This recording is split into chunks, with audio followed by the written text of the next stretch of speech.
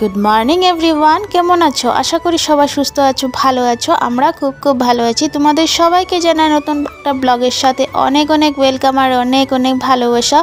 तो आजके जे जेखान थेके आमार भिडियोटा आजके नतुन देखछो प्लिज सबस्क्राइब करे आमार परिवारे चले एसो प्लिज आमाके सापोर्ट करो। माझखाने आमि अनेक दिन बंधुरा भिडियो दिते पारिनि गैप दिए दिए दिए तुम्हादेर संगे शेयर करेछि माझखाने दिएछिलाम आबारो तारपरे देওয়া हलो ना आजके आबारो शेयर करछि प्लिज तोमरा पुरो ब्लगटा देखो। और माने बोलते पारो जे आमार नवेम्बर मासेर लास्टेर दिक थेके शरीरटा एतटाई खाराप हये गेछिलो जे एखन पर्यन्त आमि माझखाने भिडियो दिएछिलाम तारपरे आबारो शरीर असुस्थ होवार कारणे आमि भिडियो दिते पारिनि। तो এই করে করে নভেম্বর মাস গেল ডিসেম্বর মাসটাও চলে গেল কিন্তু আমার আর ভালোভাবে সুস্থ হয়ে উঠতে পারলাম না বলে ভিডিওটা ভালোভাবে শেয়ার করা কিছুই হচ্ছে না। तो যাই হোক আজকে ভিডিও তোমাদের সঙ্গে একটা শেয়ার করছি অনেক দিন গ্যাপ হয়ে গেছে যার কারণে নিজের চ্যানেলের অনেক বড় ক্ষতি করে ফেলেছি। তো কি করব বন্ধুরা নিজের শরীর যদি ঠিক না থাকে তবে হাজারো পরিশ্রম সব কিছু বৃথা যায়।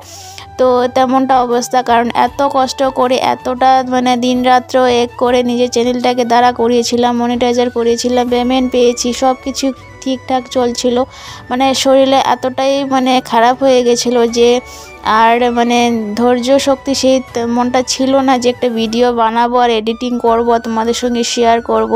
বুঝতে পারো একটা এডিটিং করতে ভিডিও কতটা সময় দরকার কতটা ধৈর্যের দরকার সেই অবস্থায় ছিলাম না বলে এতদিনও তোমাদের সঙ্গে কিছু শেয়ার করতে পারিনি।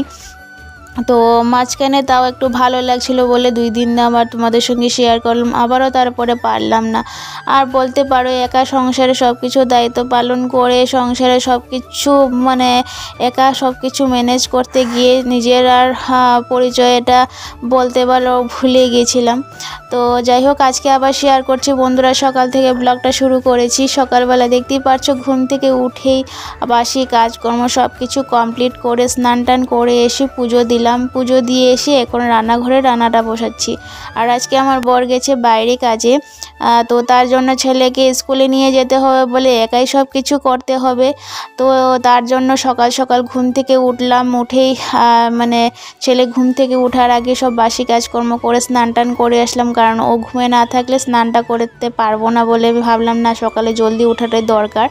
আর আজকে যেহেতু ছেলেকে স্নান করানো খাওয়ানো এভরিথিং সব একাই করতে হবে যার কারণে ভাবলাম না তবে এবার জলদি ঘুম থেকে উঠি। তো শরীর অসুস্থ থাকলে সংসারের কাজ তো করতেই হচ্ছে বন্ধুরা কিছু করার নেই সংসারটা থেকে ম্যানেজ করতেই হবে যতই কষ্ট হোক আর যতই যা হোক। তো এদিকে আমি রান্নাটা বসিয়েছি মাছ ভাজা করলাম মাছের ঝোল করব ডালটা করে মানে সিদ্ধ করে নিয়েছি ভাত তো হয়ে গেছে ভাজা করব বাস আর মাছের ঝোল করব। তো ওইদিকে আমি চাটা অল্প বসিয়ে দিয়েছি সকালবেলা থেকে চাটা কিছুই খাওয়া হয়নি। তো ওইদিকে দেখতে পাচ্ছ শিম আর আলু দিয়ে ভাজা করছি। তো সকালবেলা কাপড়গুলো রেখে দিয়েছিলাম কাপড় আর মেলা হলো না ছাদে এসে তো এখন এসে ছাদে কাপড় মেলবো। আর এদিকে ছেলেকে আমার রেডি করানো হয়ে গেছে স্কুলে নিয়ে যাব আর আমিও রেডি হয়ে গেছি।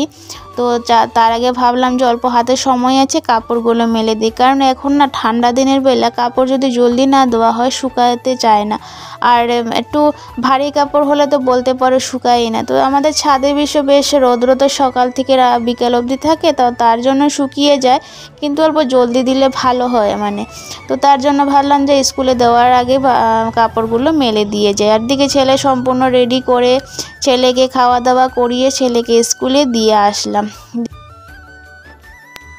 তো এখন আমি রান্নাঘরটা ক্লিন করছি আর আমি ছেলেকে স্কুলে দিয়ে এসে আর ঘরে আসিনি কারণ অল্প মানে সবার সঙ্গে গল্পগুজব করতে করতে এতটা সময় চলে গেছিলো তবে আর সময় হলো যে হাতে 1 ঘন্টা আছে আবার ঘরে যাব আবারও চলে আসবো।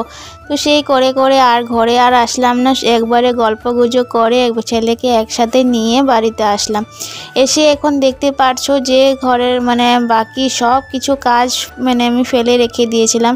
আসলে কি হয়েছিল, সেখানে সবার সঙ্গে গল্পগুজব করলাম, আর সবার তো সময় হয় না। দেখো সকালবেলা আমরা সবাই কাজে ব্যস্ত থাকি, তো আজকে সবাই অল্প গল্পগুজব করলো, মানে সবাই ভাবছিল পিকনিক খেতে যাবে, তো সেই জন্য অল্প গল্পগুজব করতে করতে সব কিছু মানে আয়োজনের কি ব্যাপার এগুলো কথা বলতে বলতে আর সময়টা চলে গেল। তো তার জন্য আর আমাদের আর হলো না। তো আমি আর পিকনিক খেতে যাব না, কারণ শরীরটা আমার খারাপ বলে। তো সবার সঙ্গে গল্পগুজব করলে অল্প সময় চলে যায়, এই করে করে ভাবলাম তবে আর ছেলেকে একসাথে নিয়ে যাই, এই করে দেরি হয়ে গেল। তো এখন ঘরে এসে দেখতে পারছো চুলাটা ক্লিন করছে, যেহেতু কালকে শুক্রবার সব কিছু ক্লিন করে যদি আজকে না রাখি না, রাত্রেবেলা করতে আর ভালো লাগে না। আর যেহেতু শরীরটা খারাপ, তো তার জন্য না শরীরটা মানে রাত্রেবেলার কাজ করতে একদম ভালো লাগে না।